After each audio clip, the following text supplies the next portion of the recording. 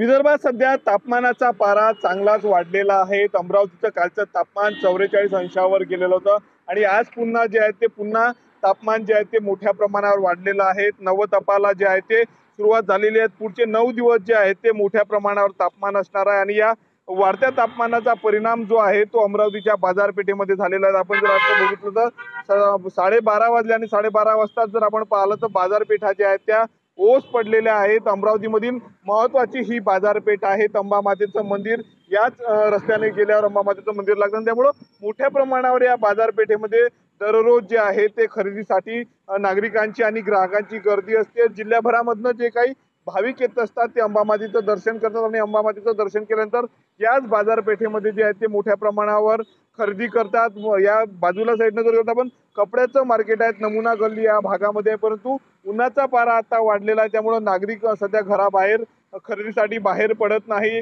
खरेदी करायची झाल्यास तर सकाळी 11 वाजेपर्यंत जे आहे ते खरेदी आटोपतात, त्यानंतर 5 वाजता जे आहे ते खरेदीसाठी बाहेर पडत असल्याचे चित्र सध्या पाहायला मिळत आहेत।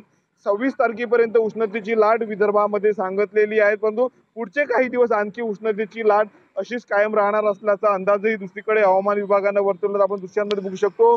मोठ्या प्रमाणावर जे आहे ते बाजारपेठा सध्या ओस पडलेली आहेत। मुख्य बाजारपेठेमधली जी गर्दी आहे ती कमी झाली आणि दुसरीकडे पाण्याचा दुष्काळ जो आहे तो मोठ्या प्रमाणावर वाढलेला आहे। मेळघाटमध्ये देखील पाणी टंचाईचा प्रश्न पुन्हा निर्माण झालेला आहे। या वाढत्या तापमानाचा फटका जो आहे तो सध्या बाजारपेठांना बसल्याचे दिसून येत आहेत। स्वप्नील उमप, TV9 मराठी, अमरावती।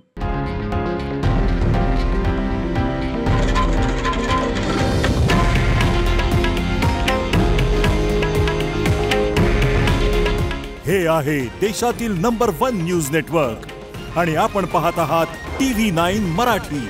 काळजी तुमची, हित महाराष्ट्राचं।